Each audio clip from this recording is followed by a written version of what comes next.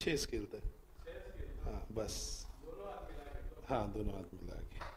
और तब tolerable tolerable के अंदर है क्या? अच्छा, बढ़ाना पड़ेगा फिर उसको। अरे माय गॉड, बहुत तेज बेटा। ये कैसे इतना बड़ा काम अपन कैसे कर पा रहे हैं? बनाना जरूरी है लेकिन ऐसे गड़बड़ मत करो।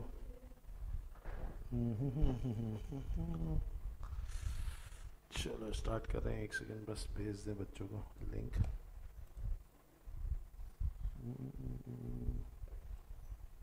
ऐसे याद कैसे रहेगा? कॉपी बनाने तो जरूरी है, नहीं होता एटलीस्ट बुक में लिखना जरूरी है। अच्छा, अभी तक क्लास ही नहीं गया? किसी भी क्लास में नहीं गया? अच्छा ओके, हाँ बट ठीक है, फिर भी इट्स गुड, लेकिन फाइनल में बहुत दिक्कत जा सकती है। कि तब तक का विजन ही नहीं है क्या वहां तक जाने का? अच्छा, अरे लोग सीए में बोर होते तो सोचते साइड में बीकॉम कर लें। ये बहुत सही था।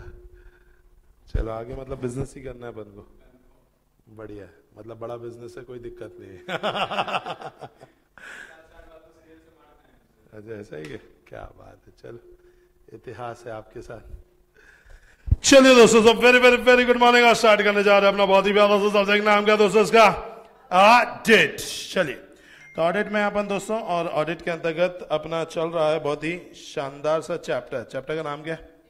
Internal controls. चलिए, इंटरनल कंट्रोल में पिछली क्लास में अपन ने ऑडिट रिस्क के बारे में पढ़ा था, अगर आपको याद होगा तो। और ऑडिट रिस्क के बारे में अपन ने समझा था कि जो ऑडिट रिस्क है ये 3 चीजों का प्रोडक्ट है, आईआर, सीआर और DR, where IR stands for inherent risk, CR stands for control risk and DR stands for detection risk. अगर हम बात करें आईआर जो होता है इनहेरेंट रिस्क, वो ये बोलता है कि भैया इंटरनल कंट्रोल नहीं है, तो वहां पे क्या होता है बताइए? आईआर। अगर इंटरनल कंट्रोल तो है लेकिन इंटरनल कंट्रोल जो है वो फॉर एग्जांपल अच्छे से काम नहीं कर रहा है, उससे अपन क्या बोलेंगे? सीआर। और अगर मान लीजिए भाई इंटरनल कंट्रोल भी अच्छे से काम माइट भी कर रहा होगा, लेकिन ऑडिटर जो है वो जितना भी सब्सटेंटिव प्रोसीजर लगा रहा है उससे वो रिस्क को पता नहीं कर पा रहा है, उस कंसेप्ट को अपन क्या बोल रहे हैं? डीआर। तो अगर आईआर बढ़ा है, सीआर बढ़ा है, तो डीआर भी बढ़ा हुआ रहता है, और हमारा काम है उसे क्या करना? कम करना। कम करना मतलब कितना कम करना है? इतना कम करना कि एआर भी ऑटोमेटिकली क्या हो जाए? कम हो जाए। और कितना कम हो जाए बेटा? एक्सेप्टेबली लो लेवल तक हो जाए। उसे अपन कंसेप्ट को बोलेंगे क्या दोस्तों? दैट इज हमारा ऑडिट रिस्क। ऑडिट रिस्क के अंतर्गत अपन ने समझा था, एक और स्टैंडर्ड को चालू कर दिया था। स्टैंडर्ड का नाम क्या बताएंगे? Identifying and assessing the risk of material misstatement through understanding the entity, its environment and internal control system. अगर अपन बात करें दोस्तों, तो भाई अपन ने चीज समझी थी कि भाई अगर आपको सबसे पहली चीज है, आपको क्या करना पड़ेगा? आपको इसके अंदर रैप करना पड़ेगा। What is RAP? जिसका नाम है risk assessment procedure. Risk assessment procedure क्या होते हैं? ऐसे प्रोसीजर होते हैं जो कि परफॉर्म किए जाते हैं, जिसमें अपन कोशिश करते हैं क्या करने की? एंटिटी को अंडरस्टैंड करने की, उसके एनवायरमेंट को अंडरस्टैंड करने की, इंटरनल कंट्रोल को स्टैंड करने की, ताकि अपन आइडेंटिफाई कर पाए और असेस कर पाए किसको? रॉमम को, whether due to fraud or whether due to error at the financial statement level and assertion level. अब अगर रैप की बात की जाए तो रैप में सबसे पहला पॉइंट आता है क्या दोस्तों? इंक्वायरीज। भाई अपन रैप करते तो रैप कैसे करेंगे? तो रैप करेंगे इंक्वायरीज करके। इंक्वायरी आप किसके साथ करेंगे? विथ टीसीडब्ल्यूजी, या फिर विथ इंटरनल ऑडिट पर्सनल, या फिर विथ एम्प्लॉइज, या फिर with in house legal counsellor, या फिर विथ करेंगे मार्केटिंग और सेल्स पर्सनल। इन सबके साथ जब आप इंक्वायरी करते हो तो इनका पर्पस सेम होगा, अलग अलग होगा? अलग अलग होगा। Very good. नेक्स्ट कंसेप्ट अपन ने देखा था, अपन क्या करेंगे? Analytical procedure. एनालिटिकल प्रोसीजर मतलब क्या हो जाता है दोस्तों? क्या करना? हमें रिलेशनशिप बिल्ड करना है between the financial and non financial data. तो between the financial and non financial data हमें क्या करना है बताइए? हमें रिलेशनशिप को बिल्ड करना है। इसे अपन क्या बोलेंगे बताइए दोस्तों? Analytical procedure. और एनालिटिकल प्रोसीजर के बाद आता है ऑब्जर्वेशन एंड इंस्पेक्शन। इन तीनों काम को करके अपन क्या कर रहे हैं? रैप। क्या कर रहे हैं बेटा? रैप। कोई भी डाउट यहां तक है? चल, अब आ रहे हैं इसी रिलेटेड कंसेप्ट के साथ कुछ रैप एंड रिलेटेड एक्टिविटीज है, जिसमें पहली चीज क्या बोली गई? पहले तो मुझे आप खुद बताइए, एकदम बेसिक पॉइंट है, मुझे बताइए क्या रैप करना ही सफिशिएंट है कि रैप के बाद भी कुछ करना पड़ता है? फैप करना पड़ता है, वेरी गुड। क्या रैप करके ही सीधा ऑडिट ओपिनियन दे सकते? बोलो हाँ, नहीं दे सकते। तो क्या बोला भैया, risk assessment procedure by themselves, however do not provide SAE, क्या नहीं देता? SAE नहीं देता, जिसके दम पे तुम क्या दे पाओ? ओपिनियन दे पाओ। दूसरी चीज बोला गया कि भैया ऑडिटर को रैप करने से पहले एक बार क्लाइंट एक्सेप्टेंस और कंटिन्यूएशन प्रोसेस को भी देखना चाहिए। Client acceptance and continuation process क्या होता है? एक ऐसा प्रोसेस जिससे अपन ये देखते हैं कि क्या क्लाइंट के काम को हमें काम पे क्लाइंट के काम को लेना भी है कि नहीं लेना है, उसे कंटिन्यू करना भी है कि नहीं करना। वो कंसेप्ट आता है कि इसमें client continuation and acceptance process में। Where EP has performed other engagement for the entity, consider whether information obtained is relevant. जब EP जो है, अगर उसने कोई और भी काम कर रखा है, किसके लिए? एंटिटी के लिए। क्या ऐसा हो सकता है? यस। जनरली पता है हम अपना सीए किसको बनाएंगे? राह चलते किसी भी सीए को अपना सीए बना देंगे ना। आपको दिखा मैं रास्ते में, मैं बोला भाई कौन हो? बोले चार्टर्ड अकाउंटेंट, अंदर रख लिया मैं ऑडिटर। क्या ऐसा होता है क्या? नहीं। विश्वास बहुत इंपॉर्टेंट है, क्योंकि हम किसी को अपने फाइनेंशियल्स बताने वाले हैं, तो हमें उसके ऊपर विश्वास होना चाहिए कि मेरे फाइनेंशियल्स की डिटेल ये बाहर लीक नहीं करेगा। तो इसीलिए जनरली हम पहले छोटा मोटा काम कराते हैं। जैसे आपको मैं लेमैन बताऊं, जैसे अगर हमारा एक मीडियोकर बिजनेस होगा, आपके पापा का एक मीडियोकर मतलब ठीक है भाई, जिनको ऑडिट कराना होगा, ऐसा बिजनेस होगा, तो पता है पापा क्या करते हैं? पहले किसी सीए को एक छोटा सा काम देंगे, सर वो हमारा ना लोन कराना है 10 करोड़ का, करवा दीजिए। वो सीए ने लोन करा दिया, ठीक है सर। वो 2-3 ना घर की रिटर्न है, ठीक है, छोटा मोटा मम्मी के नाम पे इनकम आता है 10-15-20 लाख रुपए का, बच्चे के नाम पे इनकम लेके रखे 5-6 लाख रुपए का, तो सर इसकी क्या कर दीजिए? टैक्स रिटर्न फाइल कर दीजिए। जब लगा कि व्यवहार जम रहा है, किसके साथ? सीए के साथ, ये अच्छा काम कर रहा है, तो बोलते हैं यार हमारा ना शॉप है, हमारा एक बिजनेस है, उसका भी आप क्या करना चालू कर दीजिए? ऑडिट करना चालू कर दीजिए। अब आपके पापा जैसे ट्रस्ट देखते हैं कि सीए के ऊपर मुझे करना है कि नहीं करना, उसके बाद ऑडिट का काम देते हैं, वैसे ऑडिटर भी ये देखता है कि आदमी का कैसा व्यवहार है, ये काम कैसे करता है, क्या ये ज्यादा तिकड़मबाजी कर रहा है। अगर समझ में आ गया कि ये ज्यादा तिकड़मबाजी कर रहा है, मतलब ये अपने बिजनेस में भी तिकड़मबाजी कर रहा होगा, तो भाई आज अगर मान लीजिए ये क्या है, उतना टैक्स पे ही नहीं कर रहे जितना टैक्स इन्हें पे करना चाहिए, बोलते हैं नहीं साहब कम कर दो, ऐसा कर दो, वैसा कर दो, या बैंक के अंदर प्रॉपर सिक्योरिटीज नहीं है इनको दिखाने के लिए, फिर भी बड़ा बड़ा लोन चाहिए, दैट मीन्स भाई ये आदमी पक्का बिजनेस में भी घपला करेगा। अब बिजनेस में घपला करेगा और मैं ओपिनियन जब देने आऊंगा तो मैं क्या नहीं दे पाऊंगा? ट्रू एंड फेयर व्यू नहीं दे पाऊंगा। तो ऐसे केस में अपन को काम लेना ही नहीं चाहिए। तो इसीलिए वो जो प्रोसेस है, ईपी जब उसने कोई दूसरा काम किया होगा तो उस काम को करते करते भी ईपी को ये आइडिया लग जाता है कि यहां पे रोमम कितना है। क्या ये बात समझ में? If auditor uses his previous experience, consider if changes occurred since previous audit. बोलो पक्का? चलो नेक्स्ट आते हैं, understanding the entity and its environment. क्या बोल दिया? Understanding the entity and its environment मतलब एंटिटी को समझो और उसके एनवायरमेंट को समझो। ये मैं बहुत बार बार बोल रहा हूँ क्या? मैं बार बार क्या बोलता हूँ? समझो धंधा, और फिर समझो धंधा करने का तरीका। अब मैं ये बार बार बोलता हूँ, लगातार बोलता हूँ कि भाई समझो धंधा, तो धंधे में क्या समझो? क्या समझोगे धंधे में? मुझे बताओ कौन सा बिजनेस है? Okay, nature of the business, size of the business, और क्या समझोगे? ओनरशिप स्ट्रक्चर कैसा है, डेट वाला है, पार्टनरशिप वाला है, इक्विटी वाला है, तो उसको साथ साथ। अच्छा, आपको अगर नेचर समझ में आता है, बैंक है, तो आपको क्या समझ में आता है कि इसमें पब्लिक का पैसा लगा है, और क्या समझ में आता है कि इसमें कौन सा एक्ट लगेगा? बैंकिंग रेगुलेशन है। मतलब धंधे से यह भी पता चलता है कि भाई इसमें कौन सा एक्ट लगने वाला है। तो आपको समझ में चाहिए पहले relevant industry, regulatory and other external framework, ठीक है, factors including application of FRF, nature of entity समझना, उसका ऑपरेशन, उसकी ओनरशिप, उसका टाइप ऑफ इन्वेस्टमेंट समझना है, एंटिटी कैसे सिलेक्ट करता है ना अप्लाई करता है, किसको बेटा? अकाउंटिंग पॉलिसी को, measurement and review of entities financial performance, financial performances को देखते हैं। तो ये क्या है बेटा? ये understanding the entity and it's environment, entity को समझना और उसके एनवायरनमेंट को समझना। इसके बाद अपन को देखना पड़ता है रोमम। रोमम कौन कौन से लेवल पे होता है? या तो फाइनेंशियल स्टेटमेंट लेवल पे होता है या फिर एसर्शन लेवल पे होता है। अब इसके लिए आपको क्या करना पड़ेगा? इसके लिए आपको सबसे पहले you have to identify the risk. आखिर रिस्क क्या है? क्या हर जगह के अलग अलग रिस्क हो सकते हैं? यस। तो सबसे पहले आपको क्या करना है? आइडेंटिफाई करना है किसको? रिस्क को। दूसरा ये देखना है कि अच्छा ये रिस्क है तो ये रिस्क होने के चांसेस कितने हैं, उसका मेजरमेंट कितना होगा। तो you have to assess and evaluate the identified risk. हाँ भैया ये रिस्क है, लेकिन ये रिस्क को असेस भी तो करना है कि कितना हो सकता है।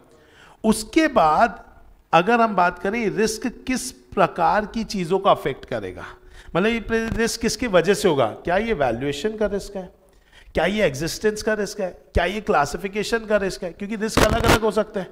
तो कौन सा रिस्क है, जैसे कि भाई ऐसा हो सकता है कि भैया ये मार्च की चीजें जो हैं अप्रैल में डाल दे, ऐसा रिस्क है, क्योंकि बैंक में आया पैसा फॉर एग्जांपल, तो ये उसको तो उड़ा नहीं सकते, कैश में कैश की सेल्स को उड़ा सकते हैं, ये रिस्क कैश की सेल्स में, बैंक की सेल पे ये रिस्क को तो उड़ा नहीं, मतलब क्या नहीं कर सकते, उड़ा तो नहीं सकते उसको। तो इन लोग क्या कर सकते हैं, मार्च की सेल को अप्रैल में दिखा सकते हैं, ये बोल देंगे पैसा पहले आ गया एडवांस, लेकिन सेल हमने कब किया था, अप्रैल, तो हम जीएसटी पे करेंगे अप्रैल का, टैक्स पे करेंगे अप्रैल का।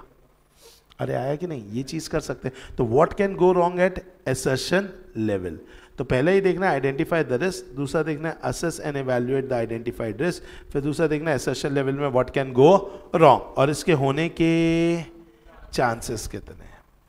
ये चार चीजें देखनी होगी तो आप इसके दम पे आइडेंटिफाई कर पाएंगे एंड असेस कर पाएंगे किसको, risk of material miss statement को। तो risk of material miss statement जो है वो अगर अपन बात करें तो वो कैसे होगा, पहला you have to identify the risk, you have to identify the risk, you have to identify the risk, फिर आपको देखना है assess and evaluate the identified risk. Identified risk को आपको क्या करना है, असेस करना है और इवैल्यूएट करना है। नेक्स्ट थिंग आपको क्या करना है बताइए बेटा, relate the identified risk at what can go wrong and consider the likelihood of miss statement.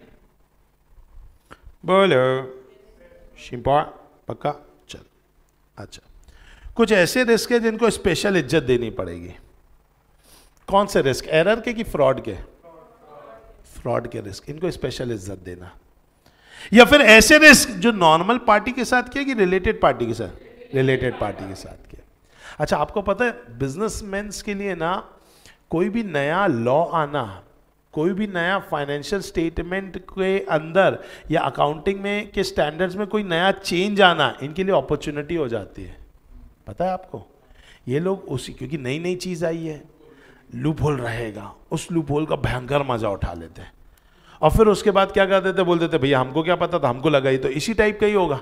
कोई चीज बहुत सीधी होती है तो कोई टेंशन नहीं। जीएसटी में लोगों ने भयंकर लफड़ा किया और गवर्नमेंट भी बोली अरे यार ठीक है गलती हो गई, ठीक है ठीक है ठीक है, जाने दो जाने दो। अपन कौन, गवर्नमेंट भी हड़बड़ा जाती है, कोई नई चीज लाती है और अच्छे से अप्लाई ना हो पाए और लोगों ने उसमें लूप होल ढूंढ लिया तो फिर बोलते अरे ठीक है चलने दो चलने दो चलने दो, अभी कोई दिक्कत नहीं। जैसे कि फॉर एग्जांपल अगर मैंने अचानक से बोल दिया कि भैया क्या आपका मैं क्या करूंगा, ओरल टेस्ट हर दिन लूंगा, अब उसमें मेरा ही क्या गड़बड़ हो गया कि बुक्स ही नहीं दी है तो मैं ले ही नहीं पाऊंगा। अब मैं क्या कर रहा हूं, ठीक है चलने दो चलने दो चलने दो, यार मुझसे ही गलती हो गई।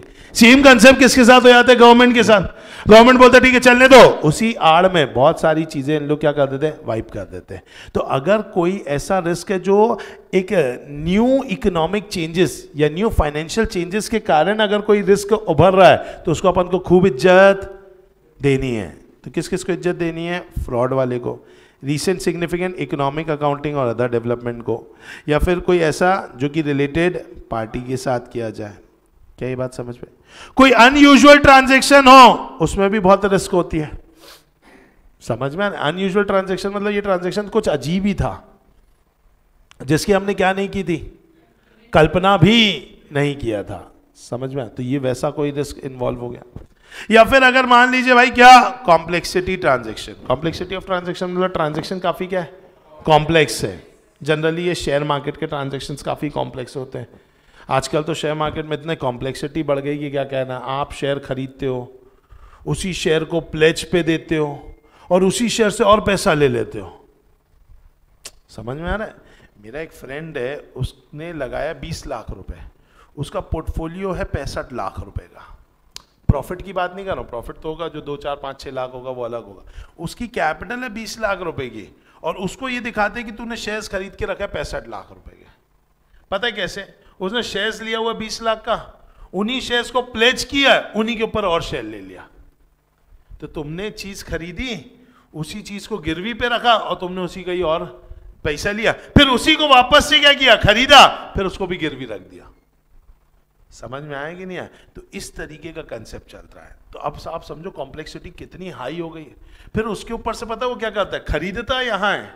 अगर आपको थोड़ी बहुत नॉलेज हो फ्यूचर एंड ऑप्शन की, तो खरीदता डिलीवरी यहां उठाता है, उसका सौदा एफ&ओ में कर देता है। तो उसका डिलीवरी भी रहती है, खेलता वो एफ&ओ में, और डिलीवरी यहां लेकर के बैठा हुआ है शेयर्स की। एफ&ओ में क्या होता है, सिर्फ मुंहबाजी चलती है। मुंहबाजी मतलब मुंह से बस बोलने वाली चीज होती है, मुंह में आप बाजी जीत जाते हो, आपको कोई देना नहीं लेना नहीं, सिर्फ बोलना है अरे लग रहा है रिलायंस का शेयर ना आज 200 रुपए ऊपर जाएगा, बस इतना ही बोलना है आपको।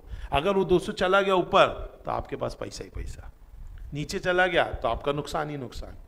बस ये खेल उसी का है, ना खरीदना है, ना लेना है, ना देना है, ना रिलायंस को आपको छूना भी नहीं है, बस आपको बोलना है कि मेरे को लग रहा है ये ऊपर चला जाएगा, उसका पैसा मिल जाता है आपको।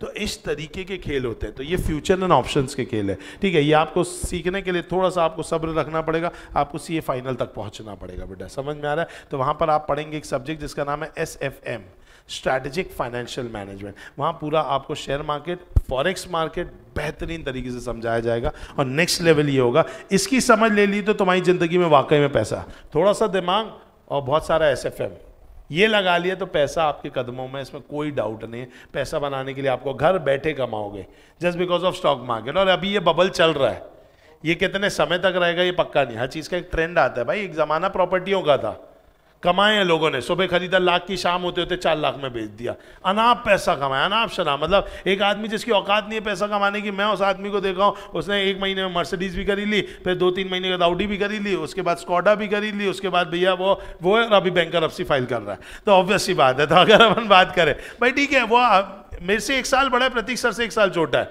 हमारी बिल्डिंग में रहता था भाई। उसके जो शौक देखे ना, बचपन जलने में चला गया, क्योंकि हर 1-2 महीने में उसने पहली गाड़ी स्विफ्ट खरीदी थी, दूसरी गाड़ी उसने होंडा सिटी खरीदी, तीसरी वाकई में ऑडी लेके आया, चौथी BMW लेकर गया, 5वीं मर्सिडीज लेकर गया, 6वीं अगर देखा जाए तो एक स्कॉडा की खरीदी। एक टाइम पे वो 4 कारें मेंटेन कर रहा था। हाल फिलहाल भी अभी भी उसके रुतबे गए नहीं है, 2 गाड़ियां हैं, मर्सिडीज एक GLA रखा हुआ है, ठीक है, जो उसने बहुत महंगी खरीदी, 80 लाख रुपए की, आज 20 लाख में भी नहीं बेच पा रहा है। और दूसरी उसने अभी नई खरीदी, किया सेल्टॉस बेस मॉडल, समझ में, क्योंकि उसको अपनी थोड़ी इज्जत तो रखनी है, लेकिन अंदर से बैंकरप्ट है। न्यूज़पेपर में आ चुका है उसका कि भैया हम इसके एसेट को बेचने वाले हैं।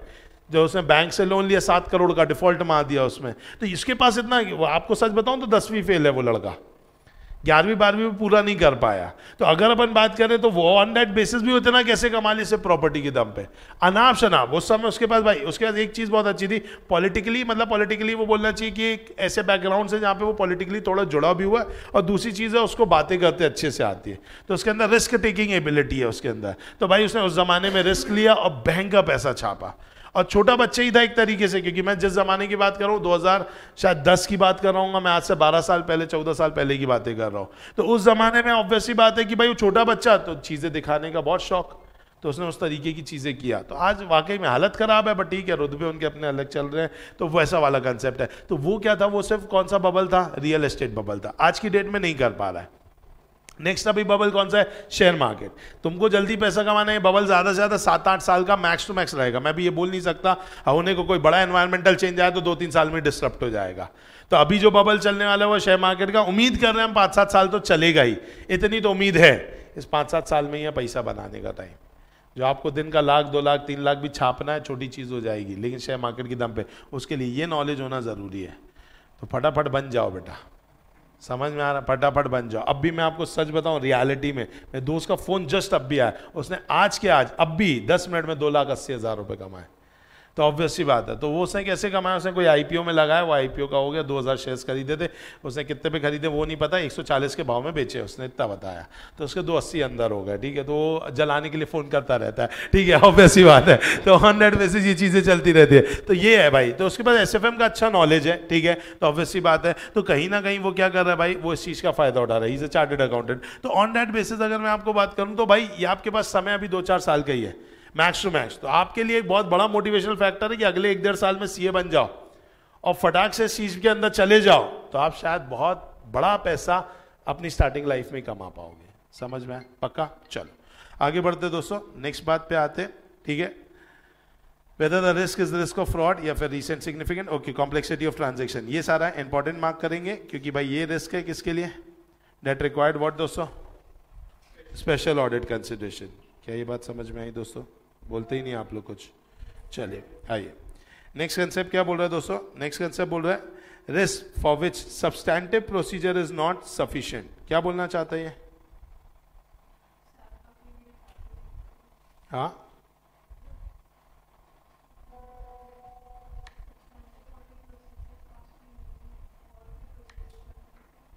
ओके जहां पर आप क्या करें, for example substantive audit procedure अगर आप लगा भी लेंगे तो भी रिजल्ट नहीं मिलेगा। एक ऐसा कंसेप्ट जहां पे आप सब्सटैंटिव ऑडिट प्रोसीजर लगा भी लोगे तो भी रिजल्ट नहीं मिलेगा। सो सब्सटैंटिव ऑडिट प्रोसीजर में होता क्या था? उसके अंदर होता था बेटा test of transaction, test of detail, test of balances, vouching होता था, वेरिफिकेशन होता था। तो तुम वाउचिंग और वेरिफिकेशन कर भी लोगे तो भी रिस्क रह जाएगा। ऐसा कब हो सकता है? वेरी गुड, जब एंट्री ही उड़ा दियो। कैश सेल किया, एंट्री उड़ा दिया, ना कैश की एंट्री है ना सेल की एंट्री है, कितना भी चेक कर लोगे कुछ पकड़ नहीं पाओगे। वही चीज यहां पे बोला गया है कि भैया जहां पर आपका कोई भी क्या नहीं है, बताइए, जहां पे आपने क्या नहीं किया है, इनकम्प्लीट रिकॉर्डिंग किया है, या जहां पर रिकॉर्डिंग जो हुई है वो कैसी हुई है बताइए, इनकम्प्लीट हुई है।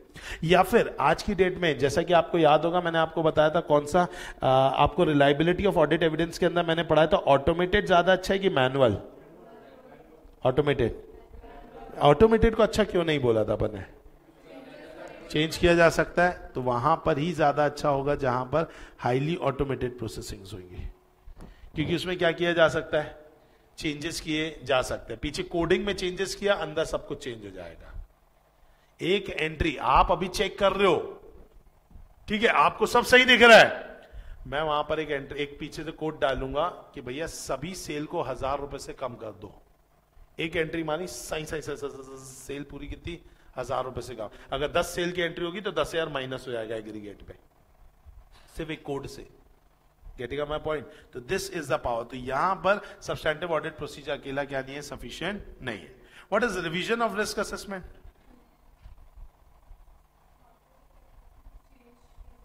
हाँ, व्हाट इज रिवीजन? क्या करना है? चेंज करना। क्यों चेंज करना? क्योंकि जब अपन ने पहले इंक्वायरी किया, ऑब्जर्वेशन किया, एनालिटिकल प्रोसीजर किया, तो हमें लगा अच्छा रिस्क इतना ही है, ठीक है मैनेज कर लेंगे। अंदर घुसे तो बहुत ही ज्यादा मिला, तो अपन को क्या करना पड़ेगा, उसको चेंज करना पड़ेगा। पढ़िए उसको क्या लिखा हुआ है।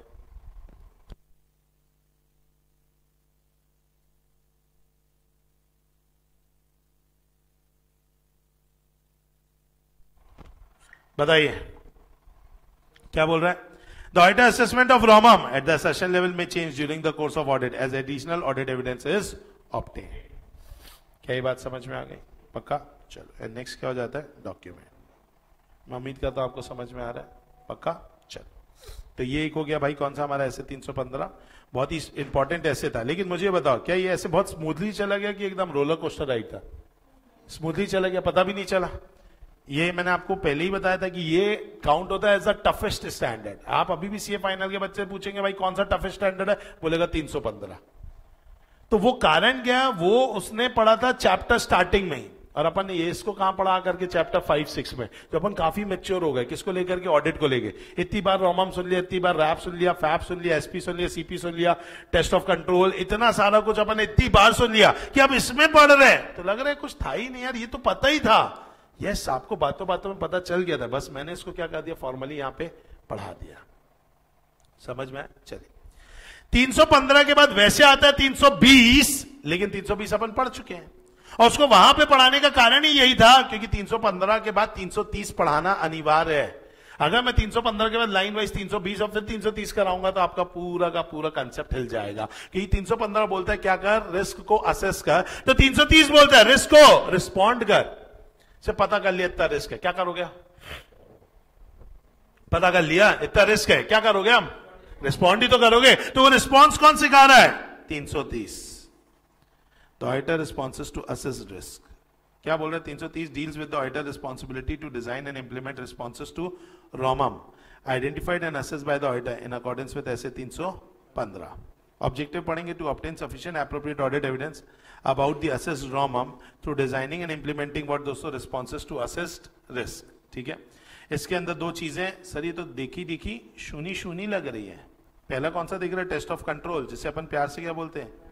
Compliance procedure. ये तो है ही कौन सा? इसको प्यार से क्या बोलोगे बेटा?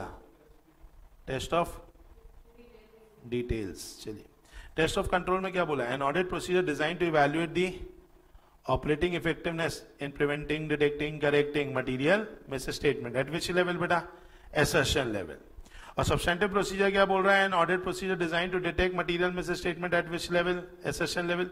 इसमें दो चीजें होती है, एक होती है टेस्ट ऑफ डिटेल और एक होती है सब्सटेंटिव एनालिटिकल प्रोसीजर। क्या ये बात समझ में आई? पक्का? चलिए, टेस्ट ऑफ कंट्रोल क्या होता है? पढ़ के बताइए क्या लिखा है।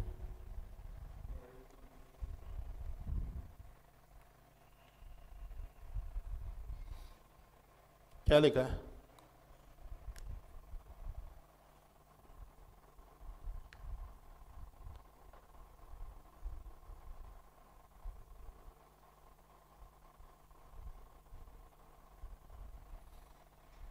किसके बारे में बात कर रहा है?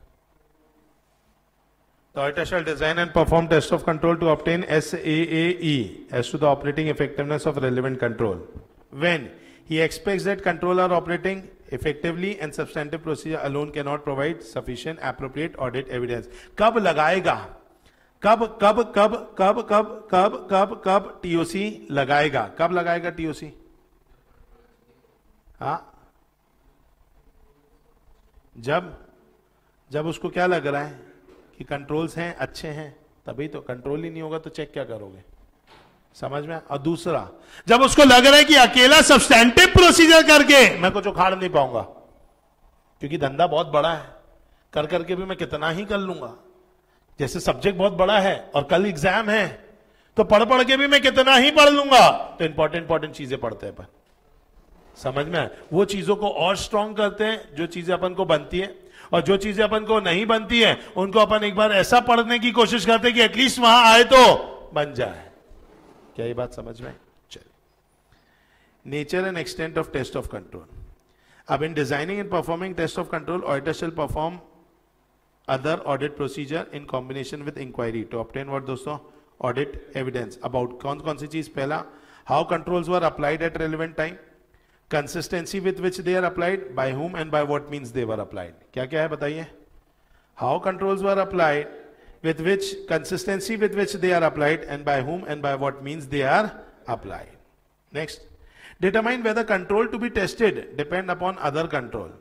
जो कंट्रोल आप टेस्ट करने जा रहे हैं, क्या वो किसी और पर भी क्या करता है? डिपेंड करता है। यस, कई बार ऐसा हो सकता है कि एक कंट्रोल दूसरे कंट्रोल पर डिपेंड करे। ये काम अच्छे से करेगा तो ये हो पाएगा। समझ में?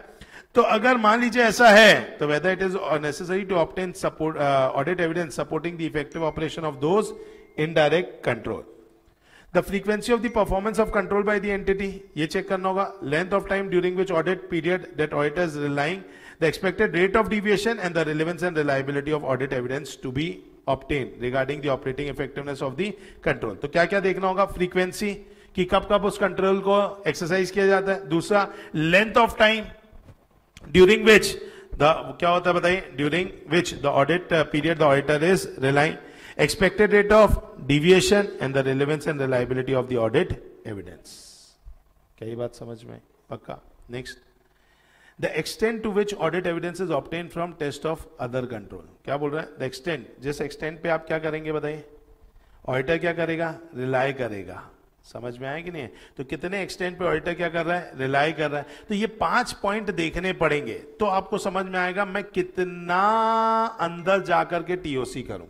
तो टीओसी कितना अंदर जाकर के करना है वो डिपेंड करेगा कुछ बातों पर, जैसे कि पहला कि भाई अपन को ये देखना होगा कि कंट्रोल कितना रिलेवेंट है, कंसिस्टेंसी क्या है, and by whom and what means they are applied. दूसरा अपन को ये देखना है क्या वो इनडायरेक्ट कंट्रोल है क्या, मतलब वो किसी और कंट्रोल के ऊपर डिपेंड करता है क्या।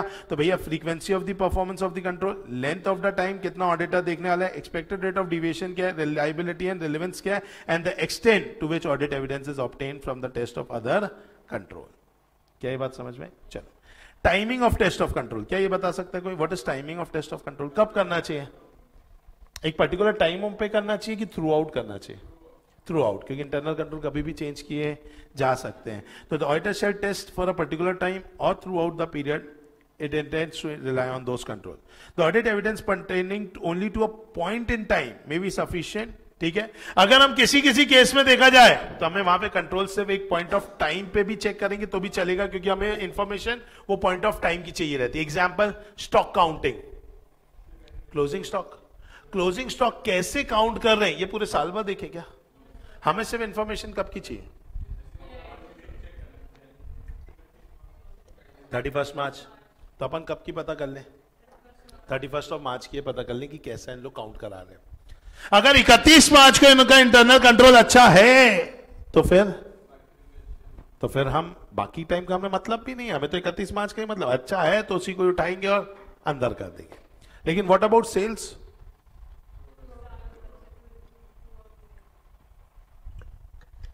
हर दिन, हर पल, हर लम्हा जरूरी है क्या? यस। तो अगर अपन बात करें किसकी बेटा, अगर अपन बात करें टाइमिंग की, तो भाई stock counting as at 31 of March, लेकिन sales internal control to be checked every time, हर लम्हा, हर मिनट, हर second, that is known as throughout. क्या ये बात समझ में आई कि नहीं आई? पक्का? चलिए ओके। फिर बोल रहे हैं भाई using audit evidence obtain during an interim period. What is this interim period? देखो आप मुझे बताइए, जो लिस्टेड एंटिटी होती है इनको क्या करना पड़ता है? क्वार्टरली स्टेटमेंट देना पड़ता है, फाइनेंशियल स्टेटमेंट। पता है आपको ये बात? अब अगर मैं क्वार्टरली फाइनेंशियल स्टेटमेंट दे रहा हूं तो मुझे यह भी जानना है कि क्या ये क्वार्टरली फाइनेंशियल स्टेटमेंट जो कि मैं दे रहा हूं किसकी? लिस्टेड एंटिटी की। इस केस के अंतर्गत मैं जानना चाहता हूं कि भाई यहां पर ध्यान से सुनना कि यहां पर जो लिस्टेड एंटिटी है, ठीक है, अगर वो लोग जब क्वार्टरली फाइनेंशियल स्टेटमेंट फाइल करते होंगे सेबी के पास, तो क्या ये ऑडिटेड होती है कि अनऑडिटेड होती है? ऑडिटेड होती है। तो अगर मैंने 3 महीना ये चेक करके ऑडिट करके दिया ही है, तो आप मुझे बताइए अब मुझे क्या इनमें जो मैंने ऑडिट करके एविडेंसेस को कलेक्ट किया था, क्या वो मैं फाइनल ऑडिट के टाइम पे भी यूज कर सकता हूं? यस। बस एक चीज चेक करनी पड़ेगी, क्या उनमें कोई चेंजेस तो नहीं आए, या आए हैं तो उसको अपन को क्या करना पड़ेगा? वर्कआउट करना पड़ेगा। तो क्या बोला? Obtain audit evidence about significant changes to those control subsequent to the interim period. Interim period हो जाने के बाद अगर कोई भी चेंजेस हैं तो अपन को उसे क्या करना पड़ेगा बताइए? देखना पड़ेगा। नेक्स्ट क्या बोला? Determine the additional audit procedure. क्या करना पड़ेगा? Determine the additional audit evidence to be obtain for remaining period. बताइए कोई भी डाउट? पक्का? चलिए, तो ये कंसेप्ट हो गया हमारा। नेक्स्ट क्या है? Previous audit. Audit evidence obtain in previous audit. Previous audit मतलब पिछले ऑडिट में आपने जब पहली बार ऑडिट किया था तब टीओसी किया था क्या? What is TOC? क्या पिछली बार का जो टेस्ट ऑफ कंट्रोल किया था वो इस समय भी यूज कर सकते हैं? अगर चेंज ना हो, अगर फॉर्मल इंटरनल कंट्रोल सिस्टम होगा तो यहां पर बकायदा क्या कर सकते हैं? यूज कर सकते हैं, उसमें कोई दिक्कत की बात नहीं है। वही बोल रहे हैं, if the auditor plan to use audit evidence from a previous audit about the operating effectiveness of the control, he shall establish continuing relevance of that evidence by obtaining audit evidence where the significant changes in those control have occurred subsequent to the previous audit. If there have been changes, auditor shall test the control of the current audit. And if there have not been such changes, the auditor shall test the control at least once in every third audit. क्या बोल रहा है? अगर changes नहीं भी हैं तो भी हर तीसरे ऑडिट में आपने क्या करना चाहिए? चेक करना चाहिए. समझ में आया कि नहीं आया? कुछ बोलते नहीं आप लोग? पक्का? चलो. उसके बाद in determining whether it is appropriate to use audit evidence about operating effectiveness obtained in previous audit. previous audit का जो इंटरनल कंट्रोल है वो यूज करना है कि नहीं करना है, उसके लिए ऑडिटर को और भी चीजें देखनी होगी, जिसमें पहला उसे देखना होगा effectiveness of other element of internal control, कि क्या इंटरनल कंट्रोल के बाकी एलिमेंट इफेक्टिव हैं या नहीं है. सोचो, इंटरनल कंट्रोल अच्छा है, बहुत शानदार है, ह्यूमन बीइंग अच्छे नहीं है. तो इंटरनल कंट्रोल कितना भी अच्छा हो, ह्यूमन बीइंग अगर अच्छे नहीं है तो पिछले साल जो रिजल्ट मिला क्या इस साल भी सेम रिजल्ट मिलेगा? नहीं। तो आपको ये ध्यान देना पड़ेगा, इंक्लूडिंग एनवायरमेंट कैसा है, एंटिटीज रैप कैसा है। दूसरा अपन को देखना है कि भैया क्या वो मैनुअल है कि ऑटोमेटेड है। अगर ऑटोमेटेड है तो चांसेस है कि वो गड़बड़ में नहीं होगा, क्योंकि ऑटोमेशन में जो चीज जैसी चलती है वो वैसी ही चलती रहती है। बट मैनुअल में हम चीजों को क्या करते हैं, चेंज करते रहते हैं। Effectiveness of general IT control. Sir ये क्या होता है general IT control? General IT control अभी आपको समझ नहीं आएगा, मैं जब आपको ऑटोमेटेड एनवायरनमेंट समझाऊंगा तो समझ में आएगा। तो इस पॉइंट को अभी के लिए यहां पे ड्रॉप करते हैं। Next, effectiveness of the control and its application by the entity, including nature and extent of deviation in the application of control noted in the previous audit, and whether there have been personal changes. Personal changes मतलब आपने किसको change कर दिया? Human resource को। आप मुझे बताइए again, human resource पहले कोई और था और अभी कोई और है, तो कंट्रोल सेम भी होगा लेकिन ह्यूमन रिसोर्स चेंज होगा, तो इसकी वजह से क्या इफेक्ट आएगा कि नहीं आएगा? मतलब प्रीवियस ऑडिट के इंटरनल कंट्रोल की टेस्टिंग को इस साल हमें यूज करना है कि नहीं करना, वो डिपेंड करेगा क्या एचआर में चेंज हुआ, वो डिपेंड करेगा कि भैया क्या आपका काम मैनुअल होता है या फिर ऑटोमेटेड होता है, वो डिपेंड करेगा भैया कि अदर एलिमेंट कैसे काम कर रहे हैं आपके किसके इंटरनल कंट्रोल के, वो काम करेगा भाई इस चीज को देखते हुए कि भैया जनरल आईटी कंट्रोल क्या, जो कि मैंने समझाया नहीं है। फिर अपन ये भी चेक करेंगे कि क्या भैया there is a change in the circumstances. अगर सर्कमस्टेंसेस में चेंज होगा तो हमें पिछले साल का इंटरनल कंट्रोल इस साल हम लगा नहीं सकते। समझ में आया कि नहीं आया? पक्का? चलिए, एंड फिर पिछले साल का एक्सपीरियंस आपका, the risk of material misstatement and the extent of reliance on the control। क्या ये बात समझ में आई दोस्तों? पक्का? तो ये एग्जाम का क्वेश्चन है, प्रीवियस ऑडिट के इंटरनल कंट्रोल को इस साल हम यूज कर सकते कि नहीं, वो डिपेंड करता है कुछ चीजों के ऊपर। चलो नेक्स्ट क्या, evaluating the operating effectiveness of control. ये क्या बोल रहा है? इवैल्यूएट करना है। क्या इवैल्यूएट करना है? ऑपरेटिंग इफेक्टिवनेस है या नहीं है। अभी ऑपरेटिंग इफेक्टिव है या नहीं है कैसे पता चलेगा? चलिए बताइए, ऑपरेटिंग इफेक्टिवनेस है या नहीं है, ये कब पता चलेगा कि इंटरनल कंट्रोल तो ढंग से काम ही नहीं कर रहे हैं यार? आप मुझे बताओ, आपको कैसे पता चलेगा कि मैं ढंग से पढ़ा रहा हूं कि नहीं पढ़ा रहा हूं? इंक्वायरी में तो मैंने बहुत तारीफें कर दी, डेमो लेने का। व्हाट इज दिस डेमो लेने को हम अपनी ऑडिट की भाषा में क्या बोलेंगे? ऑब्जर्वेशन तो मेथड हो गया, थोड़ा बड़ा लेवल की बात करें। हाँ नहीं, इसे अपन क्या बोलेंगे? एसपी क्या होता है? Very good, substantive procedure. तो अगर अपन बात करें तो बेसिकली अभी अपन ने कंप्लायंस किया ना, तो कंप्लायंस के बाद अपन क्या कहते हैं? सब्सटैंटिव। आपने इंक्वायरी लिया, ये वो किया, आ गए, देख लिया, मॉल देख लिया, अब आप आके डेमो भी देखते हो, तो आप सब्सटैंटिव प्रोसीजर करते हो। सब्सटैंटिव प्रोसीजर करने के बाद पता चलता है कि लोग इंक्वायरी में जो बातें बोल रहे थे भाई वो तो कुछ लगे नहीं लग रही है। अरे ऐसा ना, जो बड़ी बड़ी बातें बोल रहे थे कि हमारी फैकल्टी आपको समझाएगी और समझ में ही ना आए तो बोल देना, तो ऑब्वियसली बात है नाम बदल देंगे, तो इनको तो बदल ही देना चाहिए। तो ऑन दैट बेसिस अगर देखा जाए तो इंक्वायरी में जो बातें कर रहे थे एक्चुअली में तो ये वर्कआउट नहीं करी, तो आपको कब समझ में आएगा? जब क्या लगाएंगे? Substantive procedure. तो वही चीज बोलिए भैया यहाँ पे, when evaluating the operative effectiveness of relevant control, auditor shall evaluate the misstatement that have been detected by substantive procedure. अगर सब्सटैंटिव प्रोसीजर लगा करके समझ में आया कि मिस स्टेटमेंट है, इसका मतलब कंट्रोल अच्छे से काम, अरे बोलते ही नहीं, कर रहे हैं कि नहीं कर रहे हैं? नहीं कर रहे हैं। क्या ये बात समझ में आई? पक्का? अच्छा, अगर मान लो, ध्यान से समझो ना, अगर मान लो सब्सटैंटिव प्रोसीजर में, ध्यान से समझना, थोड़ा कॉमन सेंस से आंसर देना, अगर सब्सटैंटिव प्रोसीजर आपने लगाया और आपको एरर नहीं मिला, फ्रॉड नहीं मिला, तो आप बोलेंगे ना इंटरनल कंट्रोल एकदम सॉलिड है बाबा। आपने क्या किया होगा? Very good, sampling. आपने डेमो अटेंड किया है, पूरी क्लासेस थोड़ी ना की है। अरे आया कि नहीं आया? तो अगर आपने डेमो अटेंड किया, पूरी क्लास थोड़ी ना किया, पूरी क्लास के बाद हो सकता है कहानी अलग हो जाए। बोले बस वो डेमो की जो 2 क्लास थी वो ही समझ में आई, उसके बाद का तो कुछ पल्ले ही नहीं पड़ रहा है। क्या बोलते हैं, अपने आप रोमाम रैप टैप करके निकल जाते, समझ ही नहीं आ रहा क्या बोल के निकल जाते। तो भाई अगर बात की जाए तो वो कब समझ में आएगा? अगर मान लो आपने सब्सटैंटिव लगाया, अब सब्सटैंटिव में क्योंकि आपने सैंपलिंग ही किया और आपको मिस स्टेटमेंट नहीं मिला, इसका मतलब यह ना कि इंटरनल कंट्रोल सॉलिड है। नहीं, बिल्कुल भी नहीं. The absence of miss statement detected by substantive procedure does not provide audit evidence that control related to the assertion being tested are effective. बोल नहीं सकते. कुछ समझ में आ रहा है? पक्का? चलो. ऑडिटर को क्या करना चाहिए? इवेल्युएट करना चाहिए. On the basis of audit work perform the auditors identify material weakness in the operating effectiveness of the control. साथ ही साथ कोई भी इंटरनल कंट्रोल में अगर वीकनेस होगी जो कि उसको मिली है, उसे किसको बता देना चाहिए? मैनेजमेंट एंड टीसीडब्ल्यूजी को. इसके लिए अलग से अपन एक स्टैंडर्ड पढ़ेंगे, ऐसे 260 communication of weakness of internal control to management and TCWG. तो वो अपन पढ़ेंगे, तब आपको समझ में आ जाएगा. क्या ये बात समझ में आ गई? पक्का? चलो.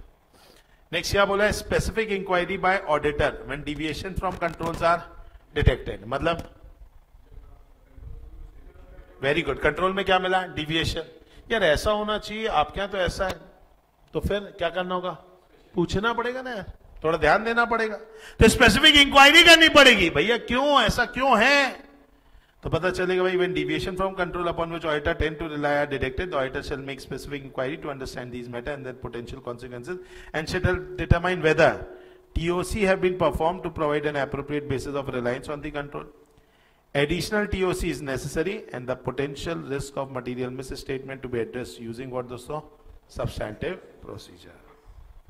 आपको क्या करना पड़ेगा भाई? आपको यहाँ पर TOC that have been performed provide appropriate basis of reliance on the control. दूसरा, additional TOC is necessary. क्या में और करना है? और तीसरा, potential ROMM need to be addressed.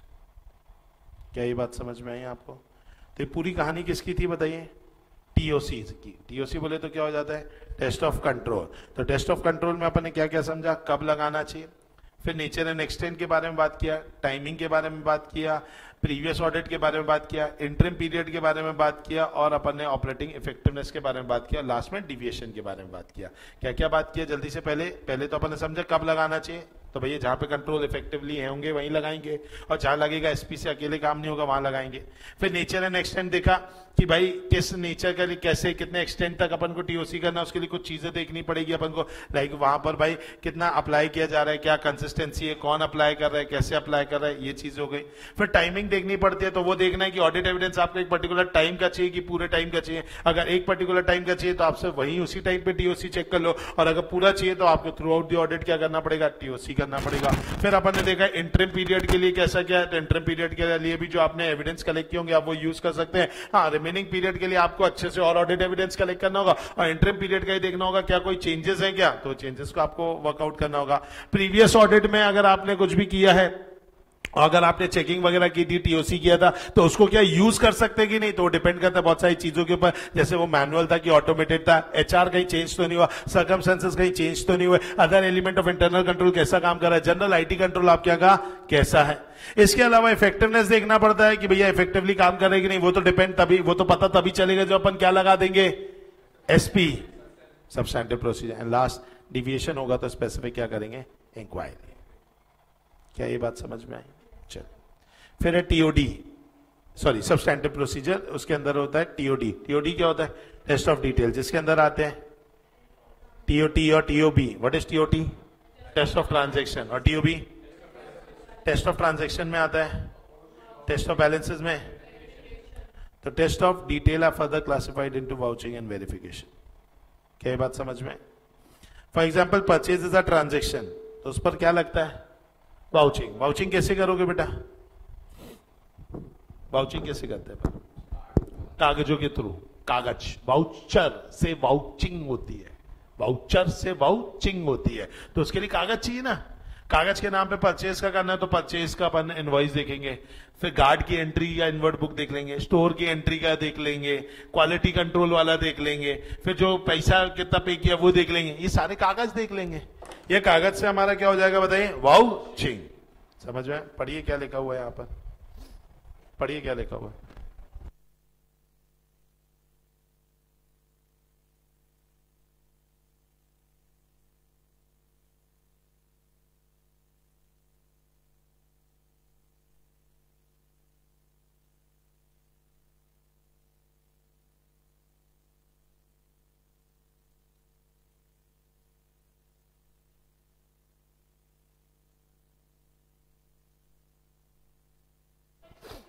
चलिए बताइए, पढ़ा आपने ट्रांजैक्शन कौन सा? परचेज। तो purchase invoice, goods receive, note check करेंगे inward. Such test of transaction helps in establishing the authenticity of transaction recorded in the books of accounts. Test of balances, verification of assets as well as liability, verification of item fixed, ठीक है, would help in establishing existence of that asset as on the date of balance sheet. उसके लिए क्या की जाती है? Verification. क्या ये बात समझ में आ गई? बोलते ही नहीं आप लोग। चलो, उसके बाद यहां पर दिया हुआ है क्या? सब्सटैंटिव प्रोसीजर, बट ये सब्सटैंटिव नहीं है, ये होगा सब्सटैंटिव एनालिटिकल प्रोसीजर। याद है क्या? ये सुनो, क्या आपको पता है कल आपका एनालिटिकल प्रोसीजर का टेस्ट है? नहीं पता? तो पता चल ही गया होगा बेटा बातों बातों में, ठीक है। यस, तो अगर अपन बात करें तो क्या है बताइए? Analytical procedure. कौन सा? Substantive analytical procedure. क्योंकि अगर आपको याद होगा तो टेस्ट ऑफ सब्सटैंटिव प्रोसीजर में अपन ने देखे तो दो होते हैं, टेस्ट ऑफ डिटेल और substantive analytical procedure. Test of detail में दो होते हैं, टेस्ट ऑफ ट्रांजैक्शन और टेस्ट ऑफ बैलेंसेस। और यहां पर एक और होता है सब्सटैंटिव एनालिटिकल प्रोसीजर। और ये पूरा चैप्टर ही अपन पढ़ डाले क्या? अब तो मुझे उम्मीद होगा कि किसी ने तो नहीं छोड़ा होगा। कि अभी भी छोड़े हो बेटा? बेशर्मी की बेनतहा, क्यों छोड़ दिया बेटा? कल ही तो बोला था देखने, अब आगे आने वाले कल में देखेंगे। ऐसा मत करो, आज देखेंगे। वेरी गुड बेटा।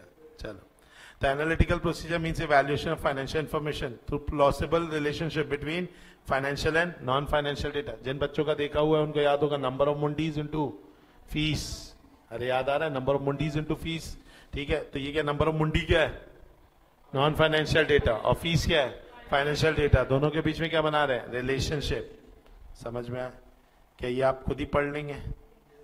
चलिए, तो ये हो गया हमारा क्या दोस्तों? That is about the substantive procedure. तो कुल मिला के 330 में हमने पढ़ा है किसके बारे में? फैप के बारे में। अगर आपको समझ में आया हो तो सीपी अपन ने पढ़ा, एसपी पढ़ा। एसपी के अंदर दो होते हैं, कौन सा? टीओडी और एसएपी। और टीओडी के अंदर दो होते हैं, टीओटी और टीओ। क्या यही चीजें अपन ने चैप्टर 2 में भी पढ़ी थी? और उसी चीजों को मैंने यहां पढ़ा है। वहीं पढ़ा देता तो बर्बाद हो जाते। अरे समझ में, कुछ समझ नहीं आता ना, उस समय तो मैच्योर्ड रहते ही नहीं ना आप। आज आपके लिए कितना स्मूथ निकल गया 330, एकदम। समझाना भी ज्यादा नहीं पड़ा मुझे। क्यों? क्योंकि सब बातें की हुई थी। तो इसीलिए इसको इतना नहीं, इसको सिर्फ रीडिंग करके फॉर्मेलिटी अपन ने कंप्लीट किया। तो यही आपका लिए इंपॉर्टेंट है। तो वहां पे मैंने आपको बताया था, तो ये एक्चुअली फैप है कौन सा? 330। और रैप क्या था? 315। जो एक्चुअली में अपन ने कहां देखा था जब अपन ने क्या पढ़ा था? 500। क्योंकि सब करी काई के लिए रहे बेटा, ऑडिट एविडेंस निकालने के लिए। तो ऐसा इंटर रिलेशन है इनका। क्या ये बात समझ में आ गई? पक्का?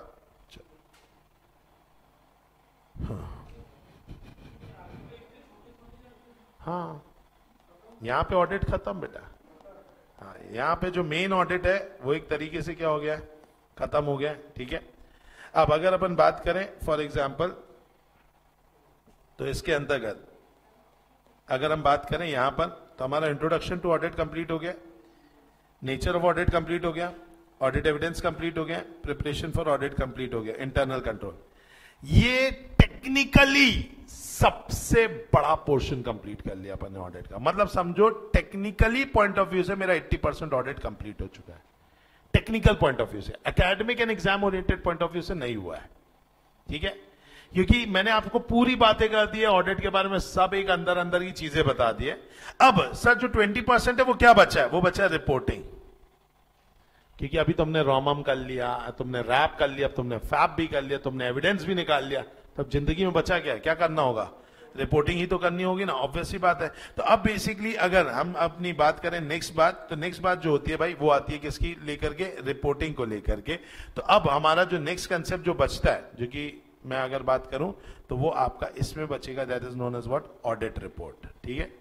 एक और है, ये बड़ा चैप्टर ये भी है एक तरीके से, ठीक है। एक है मिसलेनियस स्टैंडर्ड। मिसलेनियस स्टैंडर्ड कैसे?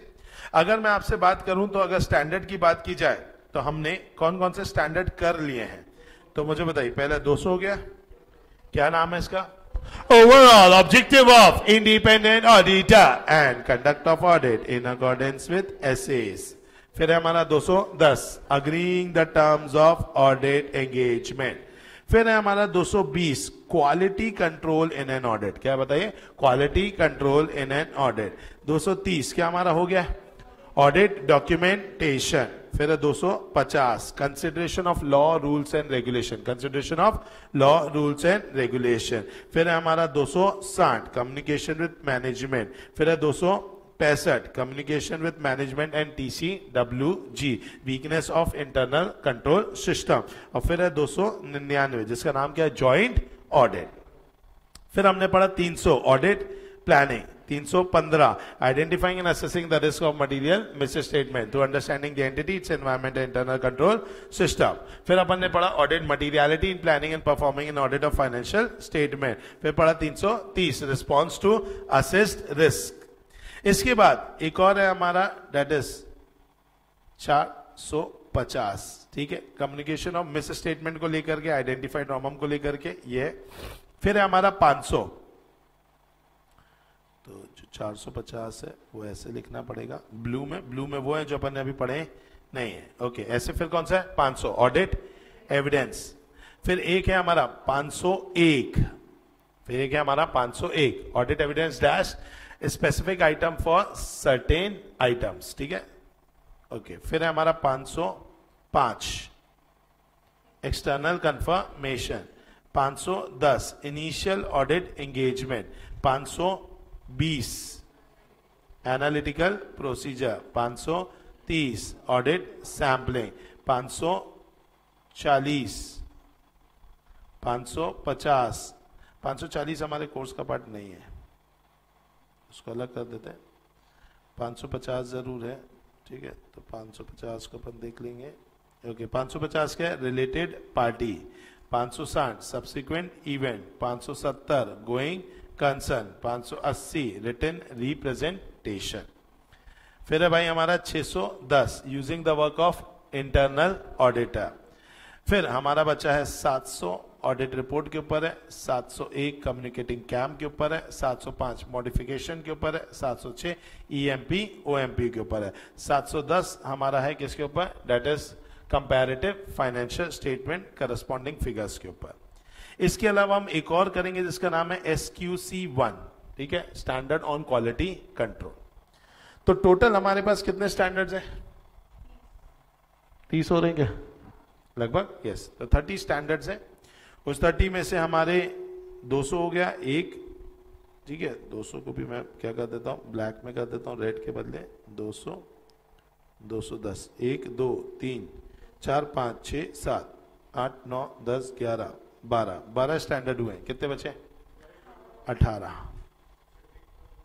यस, 200, 210, 230, 300, 315, 320, 330, 500, 505, 520, 530, 610, ये पूरे हमारे हो चुके हैं।